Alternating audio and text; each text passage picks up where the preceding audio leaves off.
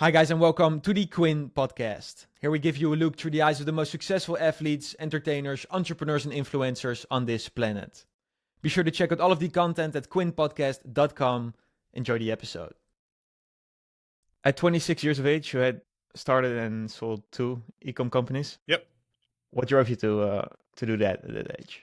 Yeah, I graduated in '08. I was 21 and went into real estate as a commercial real estate agent about a week before the entire banking industry collapsed in the United States, and ended up being probably the worst time in real estate since the Great Depression. And I don't know if that's a probably. I'm pretty sure that's the case. And so, yeah, after about a year, I made $350 in that, and I went this 6 months in. I was like, this is not going to be able to be sustainable, and started working on another project and ended up launching an online music company that I built for 2 years, got profitable, and then realized it was never going to be that big. And so that at that point, though, I had started to understand digital and e-com and how to do online marketing. And so I then started an online t-shirt subscription site called Swag of the Month. That's the first one I sold a year and a half later, and then got recruited by this incubator called Science that had just launched a company called Dollar Shave Club. They had a really good launch, but didn't know how to scale from there. Got it brought in to advise there, as well as a lot of their other brands. Helped them launch an activewear brand, making a very long story short, and then built that really quickly and sold it a year later to Bally Total Fitness. I love that.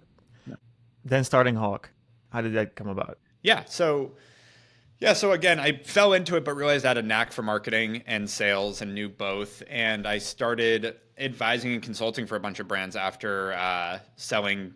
Ellie was the activewear brand. It's still around, Ellie.com. And the people that bought that wanted me to come work for them. And I said, no, I'll consult like 1 day a week. They're like, we want you 3 days a week. I was like, fine. And then I threw it out a number they had to pay me to consult. And that was like 4 times anything I'd ever made. And they went, yeah, no problem. It's like, really? Nice. Okay. And so then I was like, okay, now I'm working part-time, making double what, I worked half-time for them, basically making double what I made anywhere else, because it was an hourly thing is what I mean by 4 times. And then I was like, all right, well, now I'm freed up. And I had built a good reputation in LA of building these companies. I built and sold 2 e-com companies before, 26. So all these other guys wanted to hire me. I said, I'll advise or consult. So I started working with like Red Bull, Verizon, HP, a few other startups, Bally Total Fitness. And so a few months in, I was trying to be their sort of fractional CMO on certain parts of the business. The bigger ones, I was working on a silo of the business. With like Bally Total Fitness, I was advising their head of marketing and helping them get into digital. And like there were different roles, but then when it came time to execute, I'd go try to hire agencies for them. And 99% of the agencies I talked to were completely full of shit. And the few that were any good were really hard to work with. And I went, well, there's got to be a better way here. And like the other option is hiring in-house, which, if you can actually find talent and attract them and afford them, now you're operating in a vacuum. And I was like, this whole thing is broken. I'm just going to try to build a team where we can have the best of the best, but be easy to work with. I don't understand why that's so hard, because I couldn't find that. And so I called some of the best marketers I knew in the space, got them to come in, built a little SWAT team, went back to these companies and said, hey, it's all a la carte. We can spin up exactly what you need when you need it, and let's just get to work. And overnight it just started going, because it turns out that was it was a bigger pain point than I thought. Because originally I didn't have like a business plan that I'm going to build the next marketing agency. It was like, I need to fix this problem. I'm going to hire a few people. My plan was to build a tea company, like drinking tea. Even though I didn't drink tea, I thought I had a good idea in it. Thankfully, it did not. I launched that company, but then right when I launched that was also when I hired my team. And I really enjoyed the marketing side. And I was like, I'm going to stick with this. I like working with a bunch of companies and helping them grow and doing this thing. So I passed on the tea thing. I shut it down after a few months, and then just continued to grow Hawke. And fast forward, it's been 11 years, still have raised no money, have no debt. And we've got 300 people working here, and a venture fund and a software company and all of the other things. That's truly amazing. That's dope. Thank you. I love that. Have you been able to figure out why it was so difficult for those guys back then to be like a successful marketing agency, be able to work with? It hasn't changed. It's really simple. So first off, there's no barrier to entry in starting a marketing agency. So any idiot can say, oh, I have a marketing agency now, and tell people. And if you're a decent salesperson, like there's something very different about selling that you can do marketing and actually doing it, obviously. And a lot of people are really good at selling it, because there's not much in that other than being a smooth talker. And so people do that. They get a bunch of clients, they churn through them like crazy. But you can have a $1 to $2 million agency. Frankly, I've seen a lot of them that you lose your clients as fast as you get them, so you never really grow, but you can keep selling. And it's a big world out there, and there's always there's 600,000 new companies coming online every month in the United States. So there's a lot of people that don't know better that are hiring these, bogus agencies. And like it's funny, people ask our competitors. It's not like the big agencies that everyone knows are competitors. It's the little guys that are overpromising and under-delivering constantly. Because if I come to you and say, I could 10x your business by next year, and then we come to you, which is Hawke Media, and we say, we can't make any promises. Like, we've got to do the numbers. There's no crystal ball here. A lot of amateur entrepreneurs are going to go with the guy that's promising 10x, even though that's bullshit. They want to believe it. And so I just talked to guys last night that dealt with this problem. And so it's just, when entrepreneurs when they're new, they don't know what to look out for, and they make a lot of mistakes. And there's a whole industry built off of that. And it's a shame, but that's that piece. Then in terms of the ones that are good, there's also almost an air of pretentious is a strong word. I don't know if it's pretentious, but it's like what agencies are coached to do, whether when you get private equity backing or you want to sell to a holding company, they value retention of your clients a lot more than even revenue and profit. Like, how long are you keeping your customers? And so there's the bigger agencies, or this, I want to say bigger. I mean, they are bigger, but like even the mid-market agencies, they are coached and they are pressured by environment to go up market and stop working with small and medium businesses, because by nature, the retention of a small and medium business is less. Entrepreneurs are more volatile. Companies go out of business. There's so many reasons why working with Coca-Cola is going to have an average lifetime than some random new beverage company that just launched. And so to make those numbers look good and to make their company look sustainable, they start going for that up market that's a lot more predictable, a lot easier to manage. And so that is almost all agencies, half our size to a lot bigger than us, go that direction. And I decided, not just on principle, but on practice, that I wanted to keep working with the SMB. Like, that's why I started this, was to help, founders, entrepreneurs really have an access to a scalable, repeatable, successful, great marketing team with all the infrastructure of a big agency, and bringing Fortune 500 marketing to the masses, basically. And so it's a harder business to run, because that means that at scale, you have to be replacing those businesses that are churning. And it's like, again, I've studied this ad nauseum. Like, you are going to have higher churn by a pretty significant rate, regardless of how good you are, just because of the nature of who your customer is. And so because of that, you have to have a better sales force. You have to have a lot of other things that complement that. But my view has always been, and I'm still stuck on this, is that addressable market of the SMB space is so much bigger that even though it's a, quote, harder business to run, all businesses are hard. And if we figure this out, and obviously we have in some ways, but if we continue to, I think that there's an opportunity to be a much, much, much bigger business with what we're doing. But it's a lot harder to build. You need a lot more rigor, a lot more. You have to stay on top of it a lot more, because things can ebb and flow on a monthly basis, versus a lot of these big agencies sign 3-year contracts, and everything's very predictable. And so, that's been, I think, why the sort of better agencies out there don't do that, because they can go sign Nike, Unilever, Estee Lauder, which are companies we've all worked with too, but they go get AOR contracts with a few big guys, and now they're set for the next 2-3 years. They don't have to think about it. And it's a different business model, but I understand the gravity to that. Yeah, I hear it for sure. If you had to boil all of it down to the core principles, what do you attribute Hawke's success to? Number one, just do what we say we're going to do. It's amazing how much reputation is so important, and like people hire us unless, and there's something important that I always highlight. Like there's actually a lot of studies around the fact that like 3 to 4% of people have sociopathic tendencies. Like, you got to be careful. You're going to have irrational customers no matter what business you have at scale, et cetera. So there's a little bit of that, but most of the time when we work with people, even if it doesn't work out, they know that we did the right things. We ran best practices. We don't make a lot of mistakes. And if we do, we own them. Like, it's just about being really communicative, really on top of it, really good at what you do. And then, when there's slip ups, really taking care of it. Because every company has that, just being transparent. And I think that caring about doing the right thing is a big part of it. And this is no secret sauce part of this. I think all of that is really what drove us, because we did that, other people talk about us, and we get word of mouth, and we have this reputation that, it really precedes itself that allows us to be, again, known as the best at what we do.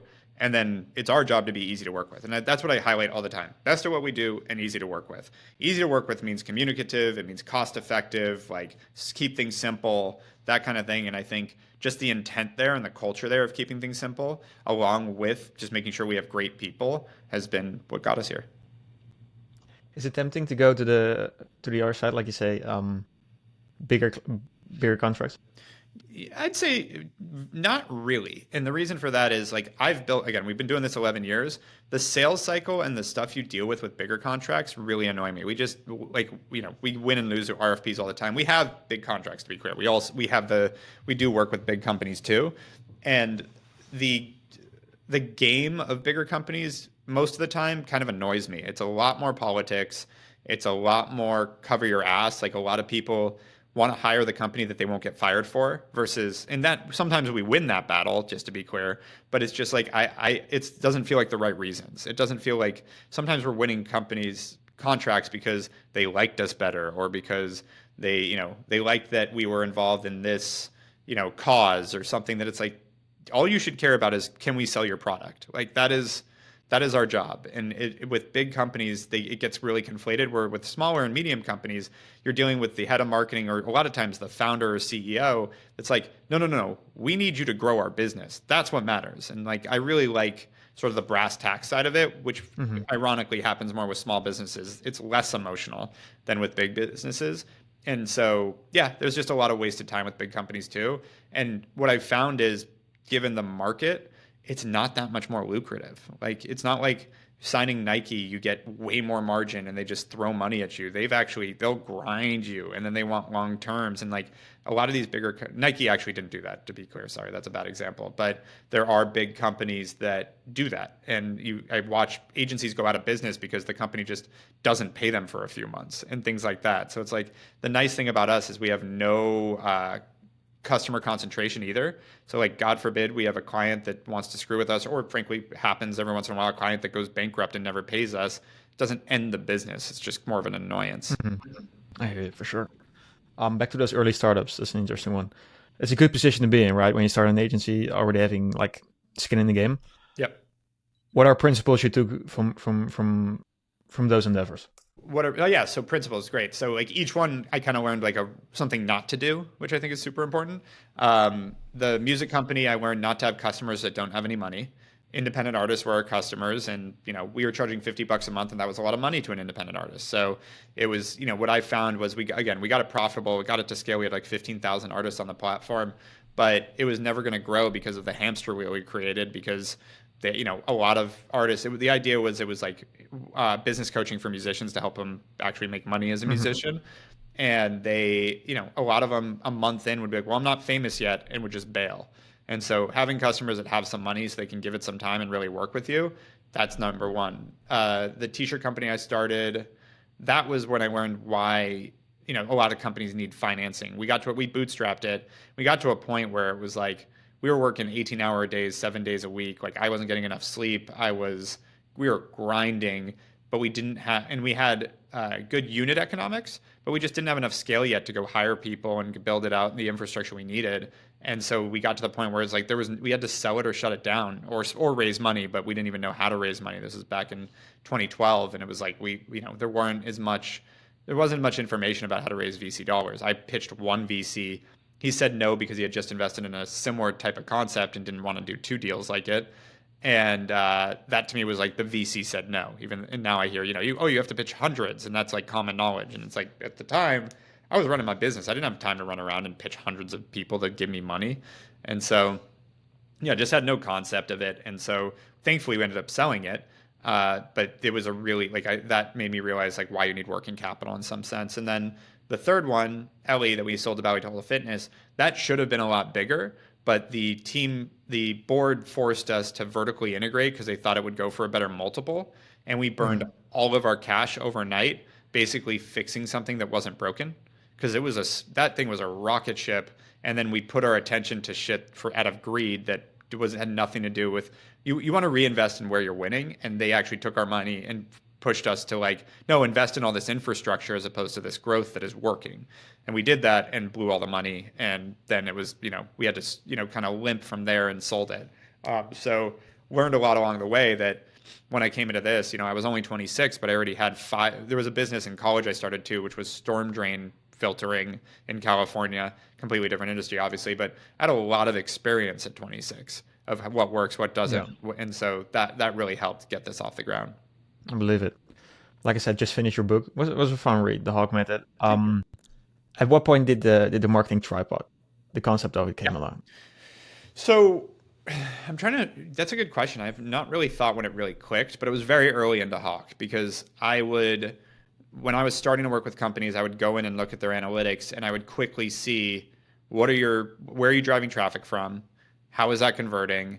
And then if it's not converting, why? And that's where I started talking to people about, at the time it was really simple for a lot of these startups. Like, are you going to do Facebook marketing, email marketing, or influencer marketing? Were kind of the three big buckets in 2013, 14. And so at the very beginning. And I would look at these and I'd go, oh, well, they're driving a ton of traffic, but it's not converting. Let's look at what they're doing on email. Let's look at like the awareness, nurturing, and trust were basically those three categories in terms of how now it's a lot broader and more complicated than that. But and then I started speaking right away. I was doing public speaking with my last companies too. And I started getting asked more and more about like, what's the basics to marketing? And I think it was probably 2015 I started talking about awareness, nurturing, and trust. And I remember we did an event. I'd have to find out when it was, but we did a big marketing event that I spoke at that we hosted. I think it was 2015 that I remember like really talking about Ant. And I remember people saying Ant. I don't think it was the first time I talked about it, but it started coming out. And then, it was, to be clear, the book didn't come out till 2022 because what happened was, I think I met the book marketing company founder in 2021, and he kind of pushed me to write it. But it was like, I spent like 6-7 years really honing that idea, really leaning on it, talking to people about it, using it, and realized this really is the basics of modern marketing. And that's when, met this guy that said, have you thought about writing a book? I'm like, well, kind of. And he's like, well, I think you should. And I have a great way for you to be able to do it. Why don't I help you do it? And that was how we ended up with the Hawke Method. Love it. That's dope. Big question, important question though. What makes a good marketer in your opinion? Eternal curiosity is a huge one. Sort of the, why is that happening? Well, why did that happen? Well, why is this going on? The why. Right. Because what I see is the biggest mistakes I see in marketing are thinking you have the answer right away without having that curiosity. So like, just like, oh, it's this. And like without being curious. So the example I would give is like, someone will have this happen with a client years ago that like really stuck with me. I actually talked about this on a podcast yesterday. We had a client that we had grown from like 300 grand in revenue year one to 15 million in year two. And it was like, they skyrocketed. And all of a sudden their Facebook ad performance dropped by like 85%. It just plummeted.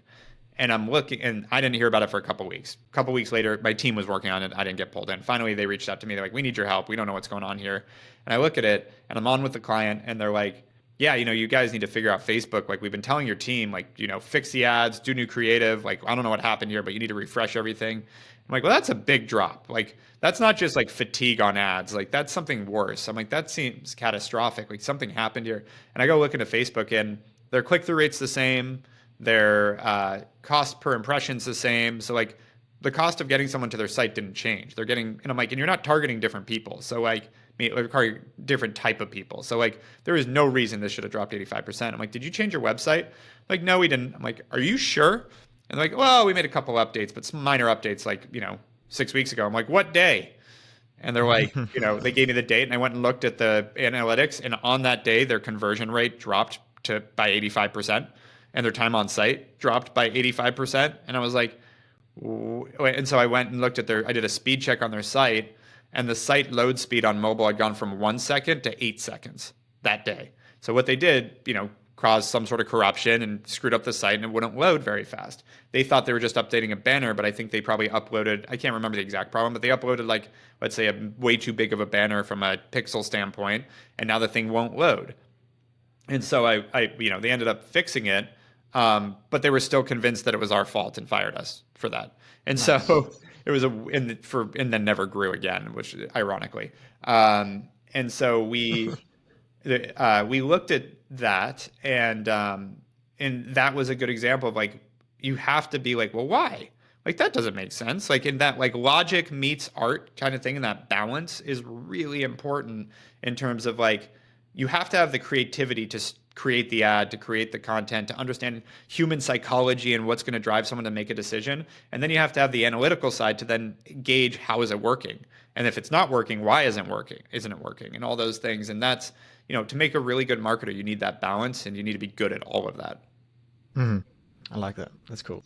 What about a good CEO and a good CMO? Because that's a whole CMO, other I'd say it's the subject. same. That is the answer for CMO. I mean, obviously, managing people is a big part of that too.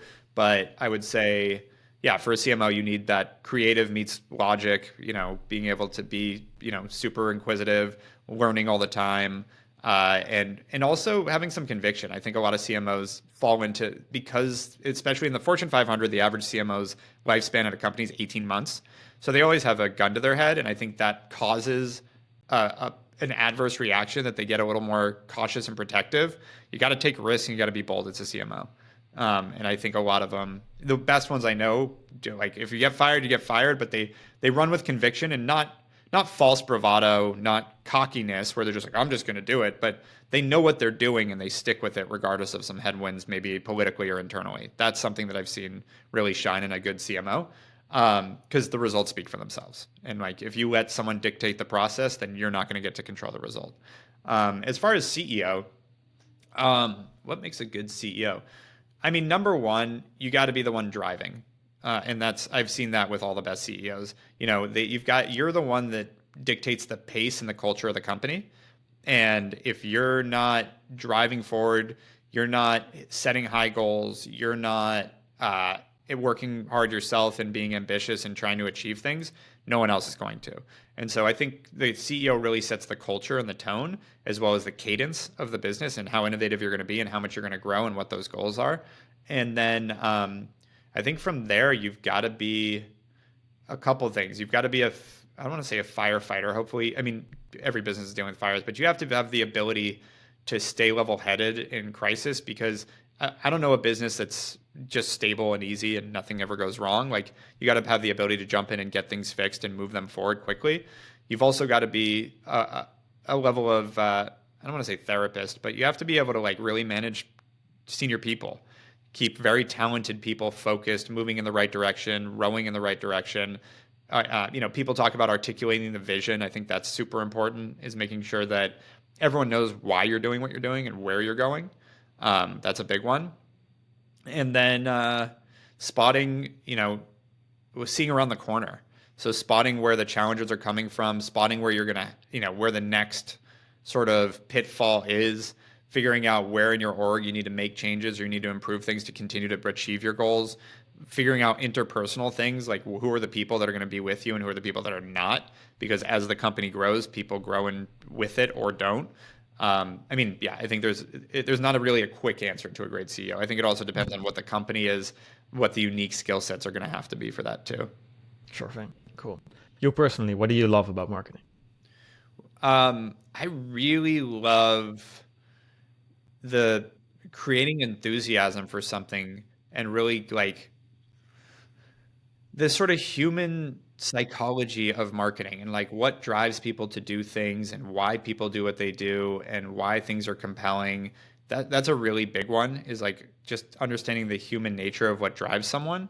Because I don't think we're very good at it still as people. I don't think we understand human nature as much as we think we do in psychology. Even like looking at like fear drives action is what people say. And I'm like, but what they miss is that fear also gets associated with your brand. So it might get you a quick purchase, but it doesn't get you a long-term customer. And so there's just like this like really interesting art and science to it that I really love, that blend. I also I love growing businesses. There's something innate in me about growing things and building things, like whether it's almost the same thing that's triggered by it progressing in a video game or building a collection of something, where it's this like mentality of growth that I just love. And so the idea of running a company that I grow by growing others has been just a really fun calling. I can see that for sure. What would you have focused on going like back in your career, more on in your early marketing education? Are there like copywriting, for example? No. It wasn't uh, tasks, so to speak, in that sense. It was the fact that when I started my other companies, it's really easy to like the business coaching thing. Thankfully, I had partners for that were building out the business coaching. Making t-shirts is not hard. Making activewear is a little harder, but not hard.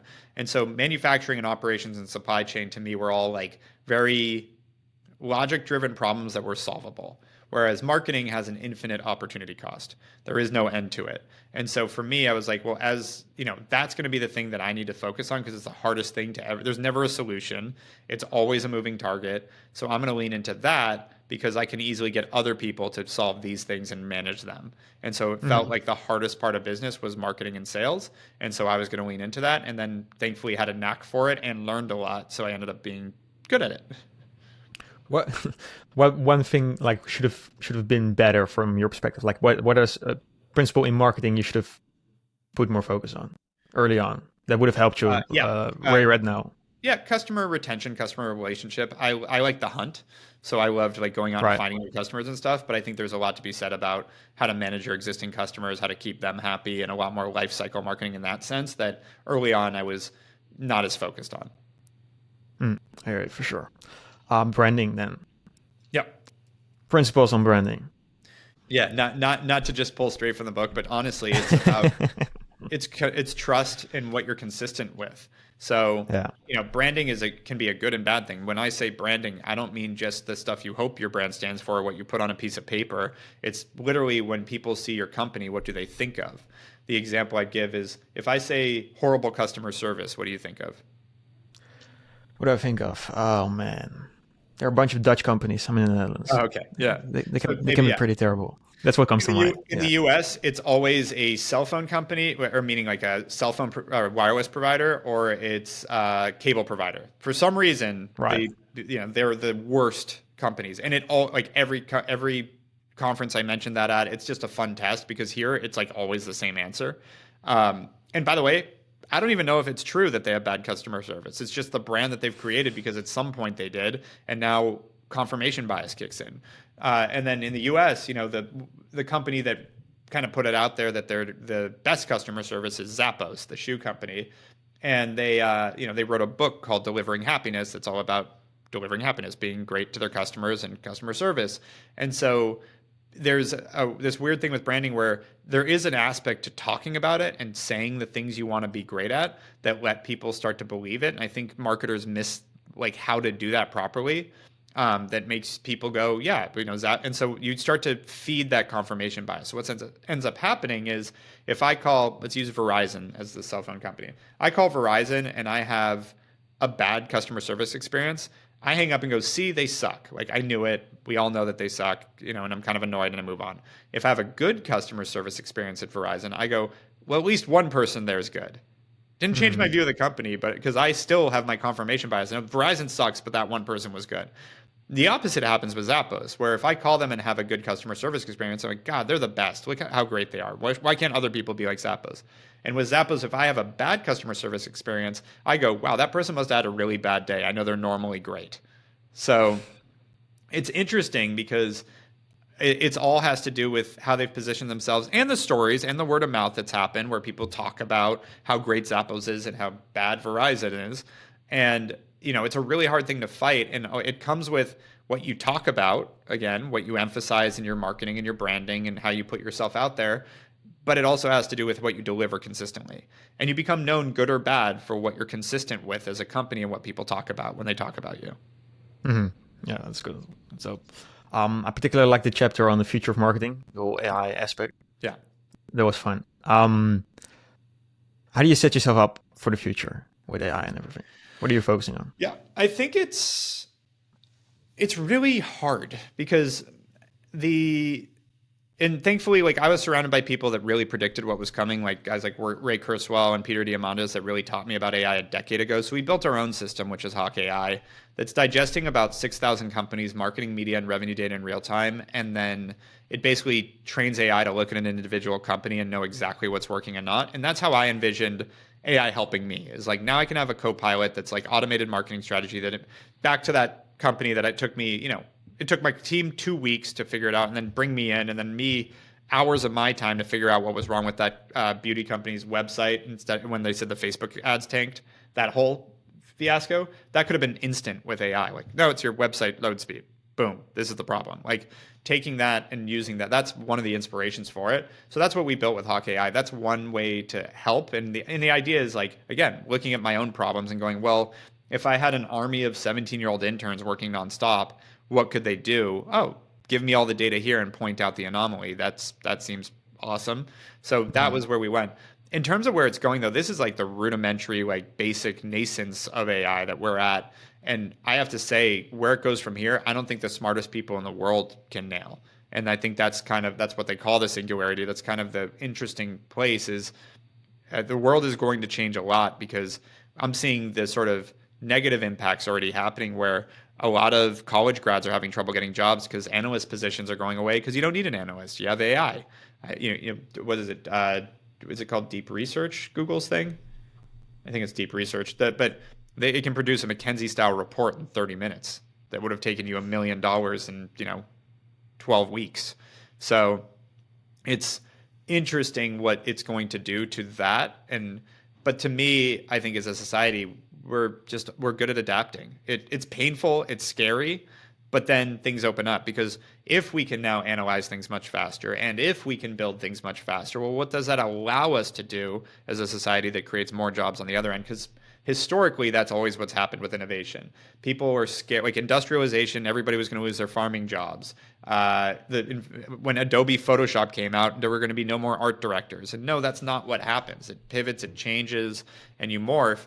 And yes, some people that refuse to change with the times do lose their jobs, but most people figure it out and adapt. And I think that's probably what will happen. But predicting where it's going this time, I think, is way harder than than any other innovation that's happened. And the internet, I'd say, is probably the closest thing to it.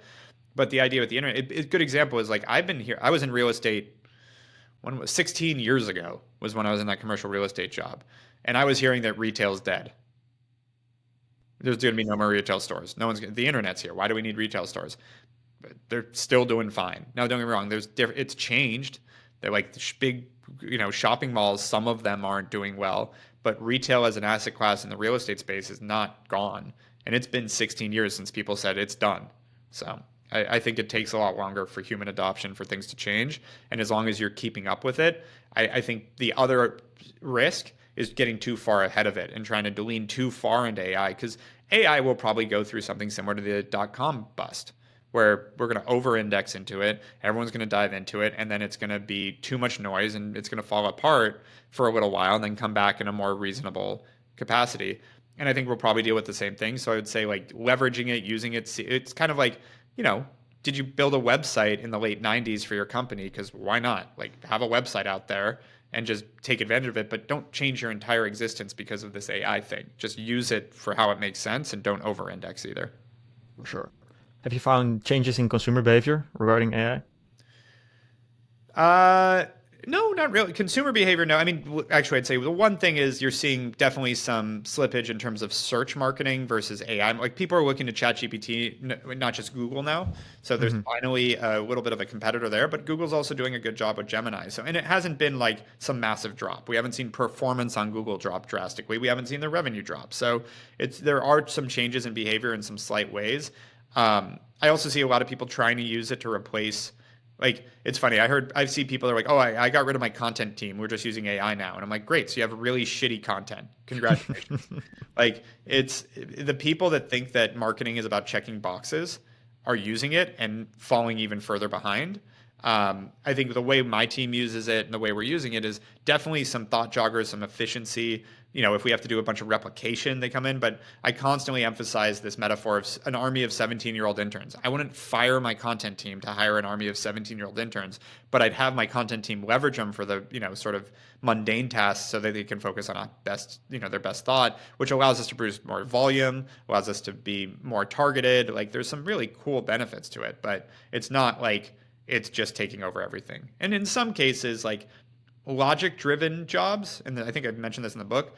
This is that I'd be a little scared of. Like if I'm a lawyer or an accountant or someone that just is focused on something that's like literally they're a human managing if and then statements. Yeah, AI is going to take that over pretty quick. And with law, there is interpretation that's required, but it's really interesting to be able to skip a lot of the work by using AI. I just did it with my lawyer, where I was like, they were telling me the challenges of a legal contract we were putting together, and they weren't sure about the precedent in California and how that was going to affect this clause that we were putting in a contract. I'm like, give me 3 seconds, and I just put it into ChatGPT, and I'm like, here's what ChatGPT says. They're like, I want to validate that. That's probably right though. It's like, great, save me a few $1,000s in legal hours. So that's going to be interesting how that plays out. Yeah, that's fine. That's for sure. Yeah. Closing, the culture at Hawke. Are there things in when you hire? Things you cannot teach. Yeah. It changes. Your culture changes, throughout the years, throughout the growth phase, and throughout what I want. And I'm at a point now where we've built a really good platform, and now I want to like we're in some ways we're a marketing powerhouse, but I always say like compared to other agencies that I'd give us a 9 out of 10. I think we are, there's room to grow, but we're doing really well compared to others. But what I know internally of how much better we can be, I give us a 6 out of 10. And that's always been the case here. Like I've never felt like we've achieved it. It's like there's so much room to grow. And now there was this weird phenomena that came on kind of with COVID, with the Great Resignation, where I think we've leaned too much as a society in the US into work-life balance and the seeking of, and frankly, we talk about it in America about Europe, where it's like, you work to live, not live to work. And I get the beauty of that. And I also have experienced the live to work benefits. And what I mean by that is like, I don't actually live to work. My life is not caught up in my business, but I've learned that working really hard, and the mantra I run is I'm going to work like most won't so I can live like most can't. And that mentality has gotten me very far and allowed me to do have an amazing life so far. And I want a group of people that want the same. And that's something that I've really leaned into. And there's 3 pieces of that I look at really heavily. Number one, there was a survey done a few months ago that I spotted that it was answered by tens of thousands of people. And it was, would you rather work 25 hours a week and make $125,000 a year, or work 70 hours a week and make $300,000 a year? To be clear, the hourly wage is 80 versus 90, meaning you make 80 with the 70 hours a week, but you make 90 with the 25 hours a week. But the end result is 125 versus 300. I thought it was an easy answer. I want the 300 grand. I'm going to work 70 hours a week. It's not that bad. I've done it most of my career. And so I thought it was an easy answer. And then I see the comments and I start seeing the poll go. And I assumed, I know that most people don't want to work that hard. And so I assumed it'd be 60, 70% of people would want to work 25 hours, and it'd be 30 or so that would work 70. When the poll was done, it was 98.2% of people would rather work 25 hours and 1.8, 70. And I looked at that and I'm like, all these people complain about the 1%. There they are. There's, it's like, it's really interesting to me, like the fallacies out there that hard work doesn't get you success. It's like, yeah, it's because almost nobody wants to actually really put in the work. And what I mean by really put in the work, I don't mean working 8 to 6 and grinding. I mean, and then leaving work and then going to an event and then getting on your emails and working, sometimes 16, 18-hour days, not even uncommonly, to make something with your life. And then fuck it, take your weekends, go take your vacations, but be very intentional with your time and work when you have nothing else going on versus just wasting time going to a bar, watching Netflix. Like, be productive. And so that all being said, we have a few things we interview for. One thing is I talk about that in interviews now. And I'm like, if you're looking for something that you can kind of kick back and kind of do your job, like, just don't come here, please. I don't want you to work here. There's plenty of jobs that allow you to do that. Plenty of tech companies and government jobs that you can kick back and make a decent salary and not work very hard. This is not the place, and you're going to be miserable if that's what you're seeking. So don't do that. I also asked the question, would you rather be bored or overwhelmed? because it's neither one's good. But it's interesting to watch, and it's not supposed to be a trick question either. Like, I'm trying to coach people. I'm like, don't come here if being overwhelmed with work is something that sounds scary. Because for me, being bored is so much more painful than being overwhelmed. Do not give me free time. Don't make me stare at a clock and figure out what I'm doing with the rest of my day. I want more work than I can ever keep up with. That is how I work. And back to the point, culture trickles down. That is how the company works. You will never have a point where you're like, well, I'm done. So you have to keep going, and then just stop at a certain point because you need a break and you need to go rest and you need to go eat dinner. Like that's important for people to know coming in. And we call the place the most comfortable place to be uncomfortable, because you can see I'm sitting here in a t-shirt and a backwards hat. Like, we're not sitting suits. We're not, super stuffy. It's not, it's a very, how do I put it? It's a very like casual organization in that way, but it's really hard work. And so that is something that I really want to find those ambitious people that want to build something.